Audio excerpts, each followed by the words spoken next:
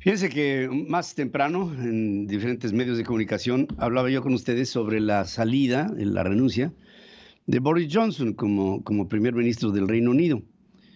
Obviamente, pues la salida de Boris Johnson ya la discutimos desde el punto de vista de lo que representa para un gobierno, la dignidad, la certeza de saber ante tus gobernados que desde tu absoluto punto de vista y con convencimiento estás en la dinámica, en la idea de dejar el poder, porque el haberlo tomado, producto de la representatividad que representa un proceso democrático, llegaste al poder, enfrentaste una situación y por lo que tú quieras, circunstancias, no se pudo. No se pudo, entonces hay que renovar para que con otras actitudes se pueda solucionar un proceso crítico. Pasa con Boris Johnson. Pero ahora paso a una segunda parte.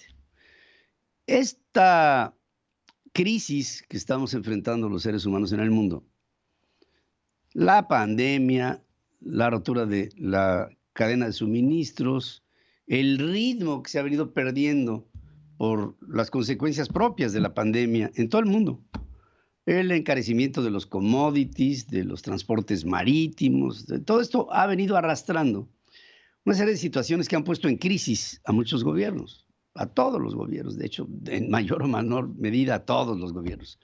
Desde el gobierno más, digamos, poderoso del planeta, que será el de los Estados Unidos, pasando por China, y después por Rusia, y después por Brasil, y después por Japón, y después por todo lo que tú, que Canadá, Alemania, Francia, España, Italia, etcétera, pues viene para el planeta Tierra un reacomodo. Y entonces mi pregunta es, ¿y cuántos otros gobiernos habrán de vivir y correr la misma suerte que el de Boris Johnson, desde la base de la dignidad, de tener que decir, bueno, ante la situación prevaleciente ahora, no puedo como gobierno y entonces renuncio? ¿Cuántos gobiernos tendrán que decir lo mismo que Boris Johnson dijo el día de hoy? Y mira que te hablo de gobiernos del tamaño de Joe Biden, que hasta este momento Joe Biden, si bien es cierto, no es usual que un presidente en los Estados Unidos renuncie por problemas de ineficiencia, de inoperancia, y por eso los periodos presidenciales son de 4 años con la oportunidad que sean de 8. Si es un gobierno que nada más no la pegó, pues en 4 años se acabó el asunto y se va. Y si es un gobierno que la pega, pues la pega por 8 años y esto le da una continuidad a lo que pudiera ser una serie de aciertos. Pero Joe Biden hoy se encuentra con una debilidad manifiesta que le pudiera llevar, junto con su edad, a tener la necesidad de reconocer que no puede. ¿Será? ¿Podrá ser? Y otros gobiernos en otras partes del mundo con procesos, insisto, similares. Brasil, Bolsonaro realmente podrá enfrentar un proceso tan crítico que a lo mejor se acaba. Pedro Castillo en el Perú hace 3 semanas dijo que no tenía la capacidad para gobernar al Perú y ahí está. Y vienen otros, ¿no? Y en la cadena, pues vemos que, no obstante las circunstancias, pues ahí está Venezuela, con un Nicolás Maduro que, pues, por más inflaciones, la inflación que va a tener Venezuela en este año está tasada en un 600%. Hace 12 días estaba tasada en un 500% y probablemente para octubre, noviembre, diciembre, la inflación en Venezuela vaya por el 1000%. No sería la primera vez y más que ha tenido, pero ahí está el gobierno fijo y firme, bajo otro tipo de condiciones.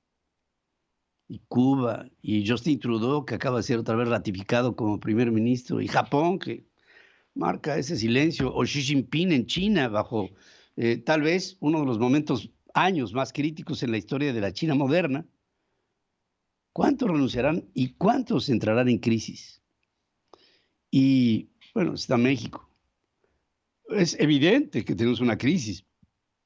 Es clarísimo que la cuarta transformación es una leperada a la sensatez. Es clarísimo que el presidente es un hombre que no entiende ni de economía, por supuesto, ni de finanzas, ni sabe la diferencia entre una cosa y la otra. pero que sí entiende de manipulaciones y de cosas de estas. Pero ¿hasta dónde podría llegar un punto de inflexión en el que la popularidad del presidente cruzada con los problemas pudieran forzar al presidente a tomar decisiones que les orillaran, primero a reconocer que el poder se pierde cuando se pierde el poder y la influencia se pierde cuando se pierde el poder?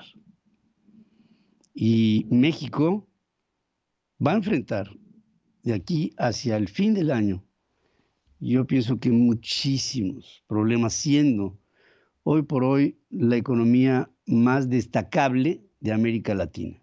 No es cualquier economía, es el segundo socio comercial de los Estados Unidos y está pasando por una crisis tremenda.